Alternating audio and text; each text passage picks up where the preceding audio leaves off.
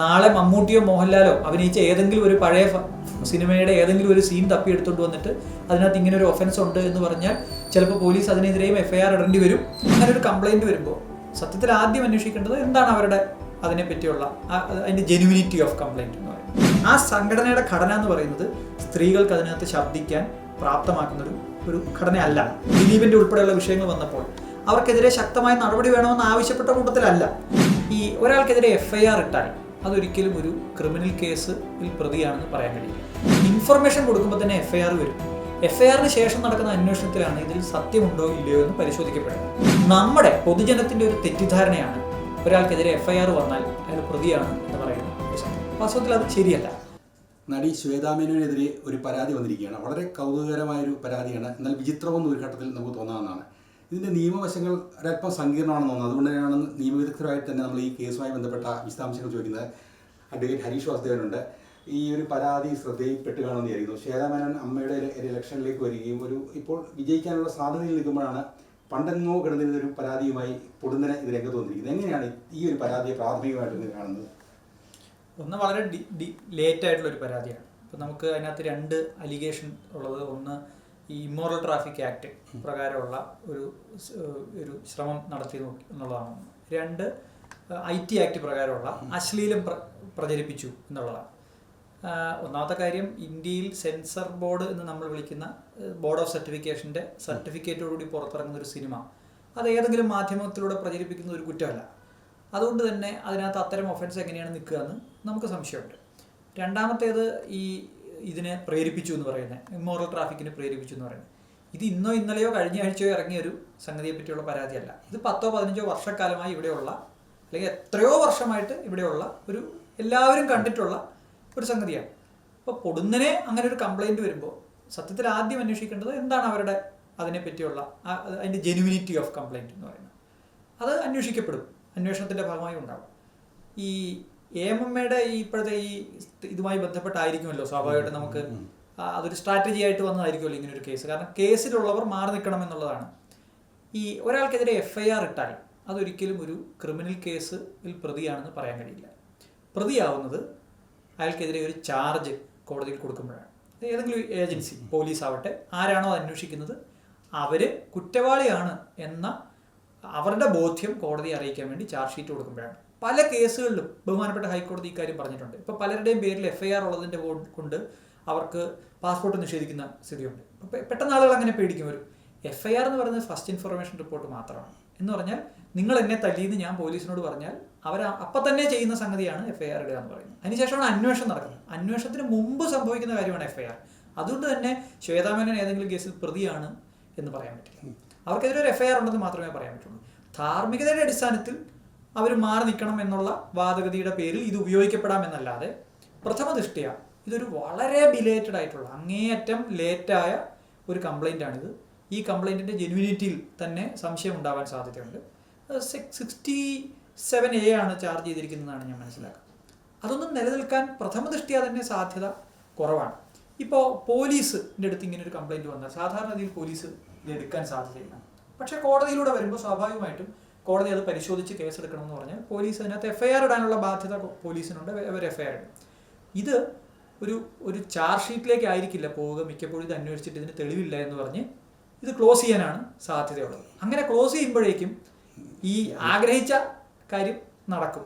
ഇത് ആർക്കെതിരെയും ഏത് ഘട്ടത്തിലും ഇങ്ങനെ ചെയ്യാവുന്നതാണ്.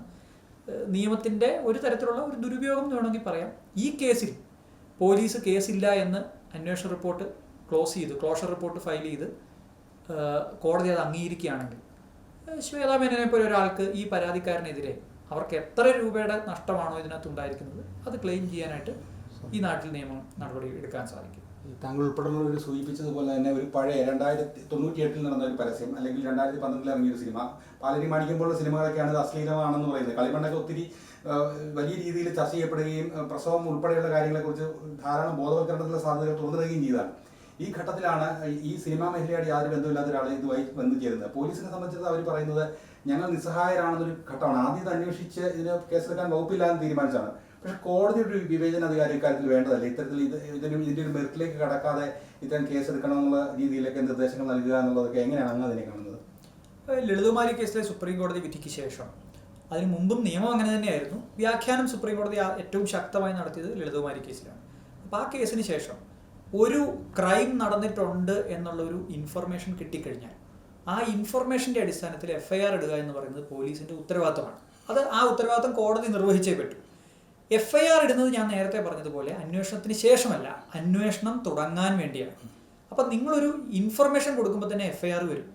FIRന് ശേഷം നടക്കുന്ന അന്വേഷണത്തിലാണ് ഇതിൽ സത്യമുണ്ടോ ഇല്ലയോ എന്ന് പരിശോധിക്കപ്പെടുക. അതുകൊണ്ട് തന്നെ പ്രഥമ ദൃഷ്ടിയ കളിമണ്ണ് എന്ന് പറയുന്ന ഒരു സിനിമയിൽ ഇവർ അഭിനയിച്ചിട്ടുണ്ടെങ്കിൽ, അത് റിലീസ് ചെയ്തിട്ടുണ്ടെങ്കിൽ, അതിനകത്ത് ഏതെങ്കിലും തരത്തിലുള്ള വൾഗാരിറ്റി ഉണ്ടാകാനുള്ള സാധ്യത ഉണ്ടെങ്കിൽ തീർച്ചയായിട്ടും അത് അന്വേഷിക്കണം എന്ന് പറയും. അന്വേഷിക്കണമെന്ന് കോടതി പറയേണ്ടത് കോടതിയുടെ ഉത്തരവാദിത്വമാണ്. അന്വേഷിക്കുന്ന നടപടിയാണ് പോലീസ് നടത്തുന്നത്. നമ്മുടെ പൊതുജനത്തിൻ്റെ ഒരു തെറ്റിദ്ധാരണയാണ് ഒരാൾക്കെതിരെ FIR വന്നാൽ അയാൾ പ്രതിയാണ് എന്ന് പറയുന്ന ഒരു സംഗതി. വാസ്തവത്തിൽ അത് ശരിയല്ല. അതുകൊണ്ട് തന്നെ ധാർമ്മിക മൂല്യങ്ങൾ മാറ്റുരയ്ക്കുന്ന ഒരു സ്ഥലത്ത് ഒരാൾക്കെതിരെയുള്ള FIR കാണിച്ചുകൊണ്ട് അയാളെ നിരായുധീകരിക്കുന്ന പരിപാടി ഒരു ശരിയായ നടപടിയിലുള്ള കാര്യമല്ല. അതേസമയം ഒരു ചാർജ് ഷീറ്റ് വന്നു കഴിഞ്ഞാൽ തീർച്ചയായിട്ടും അതിന് ഗൗരവമായിട്ടുള്ള സ്വഭാവമുണ്ട്. കാരണം അതിനൊരു അന്വേഷണത്തിൻ്റെ പിൻബലമുണ്ട്. ഇതൊരു അന്വേഷണത്തിൻ്റെ പിൻബലമില്ലാത്തൊരു കാര്യമാണ്. അതുകൊണ്ട് തന്നെ കോടതി ചെയ്തതിൽ നിയമപരമായി തെറ്റില്ല, പോലീസ് ചെയ്തതിൽ നിയമപരമായി തെറ്റില്ല. നാളെ മമ്മൂട്ടിയോ മോഹൻലാലോ അഭിനയിച്ച ഏതെങ്കിലും ഒരു പഴയ സിനിമയുടെ ഏതെങ്കിലും ഒരു സീൻ തപ്പിയെടുത്തുകൊണ്ട് വന്നിട്ട് അതിനകത്ത് ഇങ്ങനെ ഒരു ഒഫൻസ് ഉണ്ട് എന്ന് പറഞ്ഞാൽ ചിലപ്പോൾ പോലീസ് അതിനെതിരെയും FIR ഇടേണ്ടി വരും, അത് അന്വേഷിക്കേണ്ടി വരും, അന്വേഷിച്ചിട്ട് തെളിവില്ല എന്ന് പറഞ്ഞ് കൊടുക്കേണ്ടി വരും. അത് സ്വാഭാവികമായിട്ടും സാധ്യമാണ്. ആർക്കെതിരായിട്ട് വേണമെങ്കിൽ, ഈ രാജ്യത്തെ പ്രധാനമന്ത്രിക്കെതിരായിട്ട് പോലും വേണമെങ്കിൽ ഇത്തരം കള്ളപ്പരാതികൾ കൊടുക്കുകയും ഒരു ഘട്ടത്തിൽ FIR ഇടിക്കുന്നത് വരെ എത്തുകയും ഒക്കെ ചെയ്യാൻ സാധ്യതയുണ്ട്. അതൊരു മിസ്യൂസ് ഓഫ് ലോ ആണെന്ന് തോന്നിക്കഴിഞ്ഞാൽ അവർക്കെതിരെ ശക്തമായ തിരിച്ച് നിയമത്തിൻ്റെ നടപടി കൊടുക്കാനും പറ്റും. പക്ഷെ പലപ്പോഴും ഈ തിരിച്ചടി വൈകിപ്പോവും, കാരണം കേസിൻ്റെ നടപടികൾ വൈകിപ്പോകും. അപ്പോൾ അതുകൊണ്ട് ഒരു ഇലക്ഷനെ സ്വാധീനിക്കാൻ താൽക്കാലികമായി എന്തെങ്കിലും ചെയ്യാം എന്നുള്ളതിനപ്പുറത്തേക്ക് ഈ FIRന് വലിയ ഗുണമുണ്ടാവുമെന്ന്, ദീർഘകാലത്തിൽ വലിയ വ്യത്യാസം ഉണ്ടാവുമെന്ന് എനിക്ക് തോന്നുന്നില്ല. ഒരു കാര്യം കൂടി ചോദിച്ചോട്ടെ, ഈ നിയമപരമായ ഈ ഒരു സാങ്കേതികത്വം താങ്കൾ കൃത്യമായി വിശദീകരിച്ചു. പക്ഷേ ഈ താരസംഘടനയെ സംബന്ധിച്ചിടത്തോളം സ്ത്രീ വിരുദ്ധമായൊരു ശരീരഘടനയുള്ളൊരു ഇതായിട്ടാണ് അതിനെ പൊതുവെ പരാമർശപ്പെടുന്നത്. അങ്ങനെ ധാരാളം ആരോപണങ്ങളുണ്ട്. ആ ഘട്ടത്തിൽ ഒരു സ്ത്രീ, ഒരു വനിത തന്നെ എൻ്റെ ഒരു പ്രധാനപ്പെട്ട സ്ഥലത്തേക്ക് വരുമ്പോൾ, ഇത്തരത്തിൽ വരുമ്പോൾ ഒരു സാമൂഹ്യ നിരീക്ഷണം നടത്തുന്ന ഒരു ഗൗരവമുള്ള ആളെന്നതിൽ ആ ഒരു സാധ്യത, കാരണം വലിയ ചർച്ചകളാണ് ഇതുമായി ബന്ധപ്പെട്ട് ഹേമ കമ്മിറ്റി റിപ്പോർട്ട് ഉൾപ്പെടെയുള്ള വന്ന സാഹചര്യം നമ്മൾ കണ്ടുകൊണ്ടിരുന്നത്. അപ്പോൾ ആ ഒരു സാധ്യത എത്രത്തോളം ഇല്ലാതാവുകയാണ് ഈ ഘട്ടത്തിൽ? അല്ല, എനിക്ക് അതിനെപ്പറ്റി വ്യത്യസ്തമായ ഒരു അഭിപ്രായമാണുള്ളത്. ഇപ്പോൾ ഈ മത്സരിക്കുന്ന പ്രസിഡന്റ് സ്ഥാനത്തേക്ക് മത്സരിക്കുന്ന അവരുൾപ്പെടെ ഇതിനകത്ത് കൃത്യമായൊരു സ്ത്രീപക്ഷ നിലപാട് ഒരു കാലത്തും എടുക്കുകയും അല്ലെങ്കിൽ ഇവിടുത്തെ ആൺമേൽക്കോയ്മയ്ക്കെതിരെ ഒരു നിലപാട് പരസ്യമായി പറയുകയും ചെയ്ത ആളല്ല. അങ്ങനെ ഒരു കാലഘട്ടത്തിലും ഉണ്ടായിട്ടുമില്ല. പക്ഷേ ഒരു വനിതയെ അവർ പ്രസിഡന്റ് സ്ഥാനത്തേക്ക് നിർദ്ദേശിക്കുമ്പോൾ, അല്ലെങ്കിൽ അങ്ങനെ ഒരാൾ വേണമെന്ന് പറയുമ്പോൾ സ്വാഭാവികമായിട്ട് ആ സ്ഥാനം ഏറ്റെടുക്കാൻ തയ്യാറായിട്ട് വരുന്ന ഒരു സ്ത്രീ എന്നുള്ള നിലയ്ക്കാണ് ഞാൻ അവരെ കാണുന്നത്. അല്ലാതെ അവർ നേരത്തെ ഈ സംഘടനയിൽ ഉന്നയിക്കപ്പെട്ട ഗൗരവമായ സ്ത്രീപക്ഷ വിഷയങ്ങളിൽ എന്തെങ്കിലും കർശനമായ നിലപാട് സ്വീകരിച്ച് അങ്ങനെ സ്ത്രീകൾക്ക് വേണ്ടി നിന്നിട്ടുള്ളൊരു ചരിത്രമൊന്നുമില്ല. അതുകൊണ്ട് തന്നെ ഇപ്പോൾ ബാബുരാജ് വരുന്നതും ഇവർ വരുന്നതും തമ്മിൽ ക്വാളിറ്റേറ്റീവായിട്ട് ഗുണപരമായി ആ സംഘടനയ്ക്ക് എന്തെങ്കിലും വലിയ വ്യത്യാസം ഉണ്ടാക്കുമെന്ന് ഞാൻ കരുതുന്നില്ല. വരുന്നത് സ്ത്രീകളായിരിക്കണമെന്നല്ല, സ്ത്രീകളായാലും പുരുഷന്മാരായാലും അവർ തുല്യത നീതിബോധമുള്ള ആളുകളായിരിക്കണം എന്നാണ് നമ്മൾ പറയേണ്ടത്. അങ്ങനെയാണ് നമ്മുടെ നിയമവ്യവസ്ഥ പ്രവർത്തിക്കുന്നത്, അല്ലേ? ജഡ്ജി സ്ത്രീ ആയതുകൊണ്ടോ പുരുഷനായതുകൊണ്ടോ കാര്യമില്ല. പറയുന്നതും ചെയ്യുന്ന പ്രവൃത്തിയും സ്ത്രീകൾക്കും പുരുഷന്മാർക്കും എല്ലാ ജനറൽപ്പെട്ട ആളുകൾക്കും തുല്യമായിട്ട് കിട്ടണം. അപ്പോൾ എത്ര ഇഷ്യൂസിൽ ഇവർ ഇടപെട്ടു, എത്ര ഇഷ്യൂസിൽ ഇവർ സ്ത്രീകൾക്ക് വേണ്ടി നിലപാടെടുത്തു, അവർ നേരത്തെ നേതൃത്വം നടത്തിയപ്പോൾ ദിലീപിൻ്റെ ഉൾപ്പെടെയുള്ള വിഷയങ്ങൾ വന്നപ്പോൾ അവർക്കെതിരെ ശക്തമായ നടപടി വേണമെന്ന് ആവശ്യപ്പെട്ട കൂട്ടത്തിലല്ല. അപ്പം അതുകൊണ്ട് തന്നെ അവർ ഇലക്ഷനിൽ മത്സരിക്കുന്നതുകൊണ്ടോ പ്രസിഡന്റ് ആവുന്നതുകൊണ്ടോ ഒരു വനിത ആ സ്ഥാനത്തേക്ക് വരുന്നു എന്നതിനപ്പുറത്തേക്ക് വനിതകൾക്ക് താല്പര്യമുള്ള അല്ലെങ്കിൽ അവർക്ക് നീതി കിട്ടുന്ന തരത്തിലുള്ള ഒരു നിലപാട് സ്വീകരിക്കുമെന്ന് കരുതാൻ നിവൃത്തിയില്ല ഒരു നിരീക്ഷകൻ എന്നുള്ള നിലയ്ക്ക് നമ്മൾ നോക്കുമ്പോൾ. പക്ഷേ അവരെ പുറത്ത് ആക്കാൻ വേണ്ടി ഇത്തരം ഒരു സമീപനം സ്വീകരിക്കുന്നതും നല്ല കാര്യമായിട്ട് എനിക്ക് തോന്നുന്നില്ല.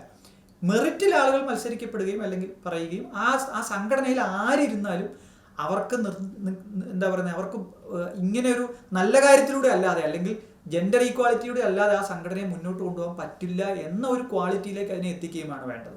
അതുകൊണ്ടാണ് എനിക്ക് തോന്നുന്നത് ജഗദീഷ് ഉൾപ്പെടെയുള്ള ആളുകൾ പറഞ്ഞത് വനിതകൾ ഈ സ്ഥാനത്തേക്ക് വരികയാണെങ്കിൽ ഞാൻ മാറി നിൽക്കാം എന്ന് പറഞ്ഞത്. കാരണം വനിതകൾക്ക് കൂടുതൽ വനിതകളെ പറ്റി സംസാരിക്കാൻ പറ്റും എന്നുള്ളതുകൊണ്ടാണ്. അപ്പോൾ അതുകൊണ്ട് എനിക്ക് തോന്നുന്നത് ആര് ഈ രംഗത്തേക്ക് വന്നാലും അവർ നടപ്പാക്കുന്ന നയവും നിലപാടും അത് നേരത്തെ ഈ സംഘടന പിന്തുടർന്ന നിലപാടുകൾക്ക് വിരുദ്ധമായി കുറച്ചുകൂടി സ്ത്രീപക്ഷത്തുള്ളതായിരിക്കണം. ഞാൻ മനസ്സിലാക്കിയത് വ്യക്തിപരമായി ബാബുരാജും ഇവരൊക്കെ വളരെ നല്ല രീതിയിലുള്ള സൗഹൃദമുള്ള ഒരേ നിലപാട് സ്വീകരിക്കുന്ന ആളുകളാണ്. ഇപ്പോൾ ബാബുരാജിൻ്റെ ഒരു കേസിൻ്റെ പേരിൽ ഇറങ്ങിപ്പോകേണ്ടി വന്നു. അതുകൊണ്ട് ഇവർ വരുന്നതുകൊണ്ട് എന്തെങ്കിലും വ്യത്യാസം ഉണ്ടോ എന്ന് ചോദിച്ചാൽ വ്യത്യാസം ഉണ്ടാവാൻ സാധ്യതയില്ല. കാരണം അതിൻ്റെ ഘടന അങ്ങനെയാണ്. ആ സംഘടനയുടെ ഘടന എന്ന് പറയുന്നത് സ്ത്രീകൾക്ക് അതിനകത്ത് ശബ്ദിക്കാൻ പ്രാപ്തമാക്കുന്ന ഒരു ഘടനയല്ല. കൈനീട്ടം വാങ്ങിക്കുന്ന ആളുകൾക്ക് വോട്ടില്ലാത്തൊരു സംഘടനയാണ് എന്ന് പറഞ്ഞാൽ അത് അവർ പുറമ്പോക്കിലാണ് ഇപ്പോഴും, അല്ലേ? നമ്മളൊക്കെ ബഹുമാനിക്കുന്ന സിനിമാ താരങ്ങൾ പലരും പുറമ്പോക്കിലാണ്. അവർക്ക് മത്സരിക്കാൻ പറ്റില്ല. അവർക്ക് മത്സരിക്കണമെങ്കിൽ കൈനീട്ടം ഒഴിവാക്കി കൊടുക്കണം. അപ്പോൾ അതൊരു ശക്തമായ ആളുകളുടെ കയ്യിൽ മാത്രം നിൽക്കുന്ന സംഗതിയാണ്. ഒരു എലൈറ്റിസ്റ്റ് ക്ലബ് എന്ന് നമുക്ക് വേണമെങ്കിൽ പറയാവുന്നൊരു സംഗതിയാണ്. അതിനകത്ത് എത്രത്തോളം മാറ്റം ഉണ്ടാക്കാൻ പറ്റും എന്നുള്ളത് കാലം തെളിയിക്കേണ്ട ഒരു കാര്യമാണ്. ഈ താരസംഘടനയുടെ വിഷയവും നിയമവും ഒഴിച്ചു നിർത്തി കഴിഞ്ഞാൽ ധാരാളം സാധാരണക്കാർ സോഷ്യൽ മീഡിയയിൽ വളരെ സജീവമായിട്ട് ഇടപെടുന്ന ഒരു കാലമാണ്. ഇത്തരത്തിലുള്ള ചില കാര്യങ്ങൾ വഴി ആർക്കെതിരെയും ഒരു പ്രതികാര ബുദ്ധിയോടുകൂടി മുന്നോട്ട് നീങ്ങാമെന്ന് പറഞ്ഞു കഴിഞ്ഞാൽ, പ്രത്യേകിച്ച് അവരുടെ ശരീരം, അവരുടെ സ്വാതന്ത്ര്യം എന്നുള്ളൊരു പ്രധാനപ്പെട്ട കാര്യമുണ്ട്, ഒരു മൗലികാവകാശപ്പെട്ടാണ്. അപ്പോൾ മറ്റൊരാൾക്ക് എങ്ങനെയും കയറി ഇതിനെ എങ്ങനെയും വ്യാഖ്യാനിക്കാമെന്ന് വരുന്ന ഒരു അപകടകരമായ സ്ഥിതിയായി മാറുകയില്ല. അതിനെന്തെങ്കിലും ഒരു മാർഗനിർദ്ദേശം നിയമത്തിൽ തന്നെ ഉണ്ടാവേണ്ടതല്ലേ? ഈ 67A കാര്യത്തിലും അതുപോലെ ഇത്തരം ആക്ടുകൾ ഉപയോഗിക്കുന്ന കാര്യത്തിൽ വാസ്തവത്തിൽ എന്താണ് അശ്ലീലം എന്താണ് അല്ല എന്ന് തീരുമാനിക്കാനുള്ള അവകാശം ഇപ്പം ആർക്കാണ് അധികാരം? അതൊരു പോലീസ് ഉദ്യോഗസ്ഥനാണ്, അല്ലേ? കേരളത്തിലെ അല്ലെങ്കിൽ ഇന്ത്യയിലെ ഏത് പോലീസ് സ്റ്റേഷനിൽ ഇരിക്കുന്ന ഒരു CIക്കും ഇത് അശ്ലീലമാണെന്ന് തോന്നിയാൽ നിങ്ങൾക്കെതിരെ കേസെടുക്കാം. അങ്ങനെ ഒരു അവസ്ഥയിലാണ് നമ്മുടെ നിയമം നിൽക്കുന്നത്.